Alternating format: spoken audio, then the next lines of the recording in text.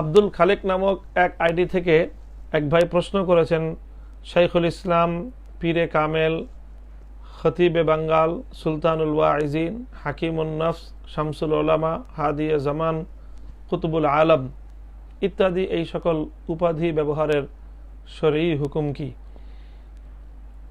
প্রিয় দর্শক, কোনো ব্যক্তির সম্মানার্থে এবং কোনো ব্যক্তির তার পরিচয় তুলে ধরার জন্য উপাধি ব্যবহার করার যে পদ্ধতি এবং তার যে প্রচলন, এটি নববী যুগ আল্লাহ রসুলের যুগ থেকে এবং সাহাবা ইকরামের আমলের দ্বারাই প্রমাণিত।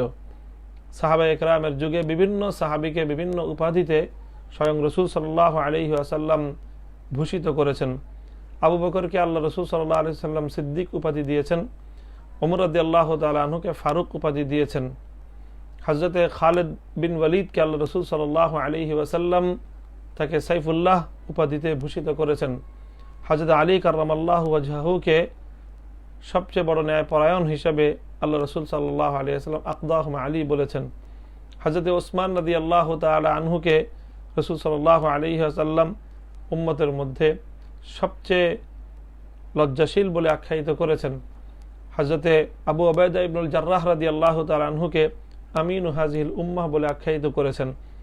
এভাবে অনেক সাহাবীর জন্য স্বয়ং রসুল সাল্লাল্লাহু আলাইহি ওয়াসাল্লাম বিশেষ বিশেষ উপাধি দান করেছেন এবং সেই উপাধিতে তারা ভূষিত ছিলেন। সাহাবায়ে কেরামও তারা অনেককেই বিভিন্ন উপাধিতে ভূষিত করেছেন। সুতরাং কোনো ব্যক্তিকে বিশেষ কোনো সম্মানজনক পরিচায়ক এবং উপাধি প্রদান, এটি ইসলামী শরিয়ার আলোকে এবং ইসলামী কালচারে কোরআন সুন্নাহর আলোকে এটি সুপ্রাচীন একটি ধারা। তবে হ্যাঁ, অবশ্যই যেটি রক্ষা করতে হবে সেটি হলো উপযুক্ত ব্যক্তির ক্ষেত্রে এই ধরনের উপাধি ব্যবহার করা যাবে, অনুপযুক্ত কোনো ব্যক্তির জন্য উপাধিগুলো ব্যবহার করা এটি অনুচিত।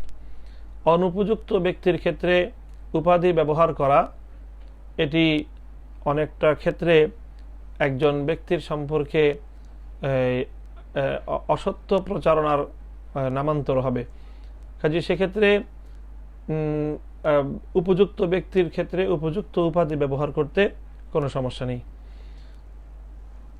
পরবর্তী যে